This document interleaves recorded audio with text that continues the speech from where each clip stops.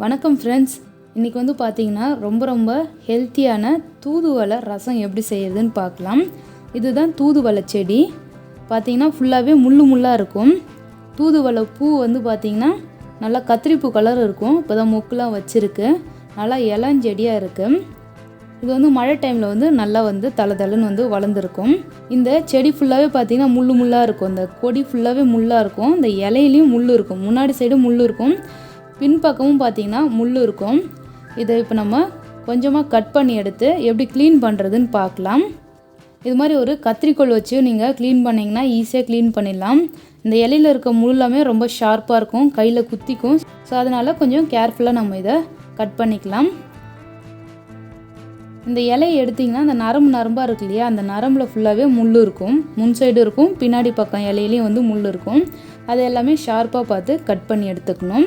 இந்த தூதுவளை பார்த்திங்கன்னா நம்ம இதில் ரசம் வைக்கலாம். தூதுவளையில் காரக்குழம்பு வைப்பாங்க, பயிர் போட்டு கடைவாங்க, அப்புறம் சட்னி துவையல் செய்வாங்க. நிறைய ரெசிபி வந்து இதில் செய்வாங்க. ஊறுகாய் கூட செய்வாங்க. ரொம்ப வந்து ஆரோக்கியமானதும் கூட இது. சளி பிடிச்சிருக்க டைமில் இந்த தூதுவளை இலையை போட்டு ரசம் வச்சு சாப்பிட்டிங்கன்னா ரொம்ப சூப்பராக இருக்கும். இது மாதிரி கத்திரிக்கோலில் கட் பண்ணிக்கலாம். அப்படி இல்லைன்னா நம்ம கையாலே கூட இதை க்ளீன் பண்ணிக்கலாம். கத்திரிக்கோல் இல்லைன்னா இது மாதிரி இந்த நரம்பு இருக்கு இல்லையா, அந்த நரம்பில் மட்டும் முள் இருக்கும், அந்த இலையில் இருக்காது. ஸோ அதனால் அந்த நரம்பு ஒட்டு வந்து நம்ம இது மாதிரி கையால் அந்த இலையை மட்டுமே பறித்து எடுத்துக்கலாம். பாருங்கள், இது மாதிரி தான் வந்து எடுக்கணும். இது மாதிரி எடுத்தாலும் ஈஸியாக எடுத்துடலாம். ஆனால் வந்து கொஞ்சம் ஜாக்கிரதையாக பண்ணணும், ஏன்னா கையில் வந்து முள் குத்தும். பாருங்கள், இது மாதிரி வந்து முள் இல்லாமல் நம்ம கீரையாக எடுத்துக்கலாம். சுத்தமாக கீரை மட்டும் நான் வந்து முள் இல்லாத ஆஞ்சி எடுத்துட்டேன். இது நல்லா வாஷ் பண்ணிவிட்டு இப்போ இதில் ரசம் எப்படி செய்கிறதுன்னு பார்க்கலாம். இப்போ ஒரு மிக்ஸி ஜார் எடுத்துருக்கேன். அதில் 1.5 டீஸ்பூன் அளவுக்கு மிளகு சேர்த்துக்கலாம். மிளகு வந்து உங்கள் காரத்துக்கு ஏற்ப சேர்த்துங்க. மிளகு நிறைய போட்டிங்கன்னா ரொம்பவே நல்லது. இதோட 1 டீஸ்பூன் அளவுக்கு சீரகம் சேர்த்துக்கலாம். ஒரு பச்சை மிளகாய் சேர்க்குறேன். நல்லா ஃப்ளேவர் வந்து நல்லாயிருக்கும் பச்சை மிளகாய் சேர்த்திங்கன்னா. இதை சேர்த்து இதை ஃபஸ்ட்டு நல்லா அரைச்சி எடுத்துன்னு வந்துடலாம். இப்போது மிளகு சீரகம் பச்சை மிளகாய் வந்து நல்லா அரைச்சாச்சு. இதோட பூண்டு வந்து தோல் உரிக்காமல் சேர்த்துக்கிறேன். ஒரு 10-15 பூண்டு பல் சேர்த்துக்கங்க. நம்ம ஆல்ரெடி க்ளீன் பண்ணி வச்சுருக்க தூதுவளை இலையை வந்து சேர்த்துக்கலாம். பாருங்கள், நல்லா வந்து வாஷ் பண்ணி எடுத்துருக்கேன். இது ஒரு கைப்பிடி அளவுக்கு மட்டும் நம்ம எடுத்து சேர்த்துக்கலாம். இது நம்ம அரைக்காமல் அப்படியே வதக்கியும் சேர்த்துக்கலாம். பட் நீங்கள் அரைச்சி சேர்த்திங்கன்னா யாரும் வந்து கருவேப்பிலை கொத்தமல்லி மாதிரி தூக்கி போட்டுற மாட்டாங்க. சாப்பிடும்போது நம்ம உள்ளுக்கு வந்து இது போகும். ஸோ அதனால தான் வந்து பார்த்திங்கன்னா நம்ம லைட்டாக குறைன்னு இதை வந்து அரைச்சி வந்து சேர்த்துக்கிட்டால் ரொம்பவே நல்லது. நீங்கள் டைரெக்டாக வதக்கியும் செய்யலாம், இது மாதிரி நீங்கள் அரைச்சியும் செய்யலாம். பாருங்கள், இது மாதிரி நல்லா குறைன்னு அரைக்கணும். ரொம்ப வந்து சாஃப்டாக அரைக்காமல் இது மாதிரி நல்லா திரியாக அரைச்சி எடுத்துக்கங்க.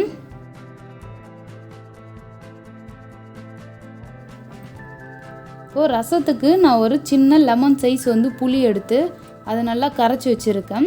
கூடவே கருவேப்பிலை கொத்தமல்லியும் சேர்த்து நல்லா வந்து கரைச்சி வச்சுருக்கேன். 2 பழுத்த தக்காளி பழம் நல்லா வந்து மசிச்சு வச்சுருக்கேன்.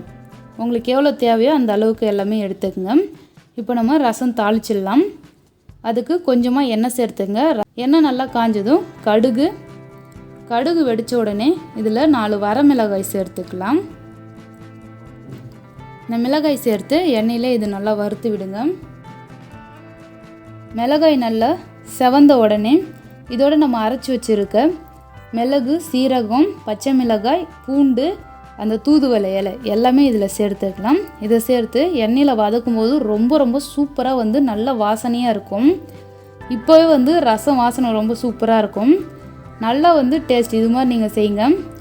இதை வந்து இது மாதிரி வதக்கி விட்டுட்டு இது நல்லா வதங்கினதும் இதோட நம்ம மசிச்சு வச்சுருக்க தக்காளியை சேர்த்துடலாம். தக்காளியும் சேர்த்து லைட்டாக வதக்கிடுங்க.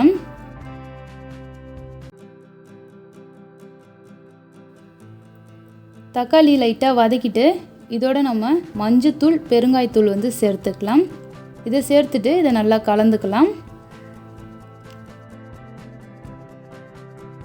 நல்லா இதை கலந்து விட்ட பிறகு ரசத்துக்கு தேவையான அளவுக்கு உப்பு சேர்த்துக்கலாம். உப்பு சேர்த்துட்டு இதை நல்லா வந்து கலந்து விடுங்க. எல்லாமே பச்சை வாசனை போன பிறகு இதோட நம்ம கரைச்சி வச்சுருக்க புளி தண்ணியை சேர்த்துடலாம். இதை சேர்த்துட்டு தேவையான அளவுக்கு நீங்கள் தண்ணி சேர்த்துங்க. தண்ணி சேர்த்துட்டு ஒரு கொதி வர வரைக்கும் இதை மீடியம் ஃப்ளேம் வச்சு குக் பண்ணிக்கலாம். இப்போவே உப்புலாம் வந்து செக் பண்ணிக்கோங்க. உப்பு பத்தலைன்னா உப்பு சேர்த்துட்டு இதை அப்படியே வந்து மீடியம் ஃப்ளேம்லேயே வச்சுருங்க. லைட்டாக நுர வரும். நுர வந்து பொங்கி வர சமயத்தில் நம்ம ஆஃப் பண்ணிடலாம்.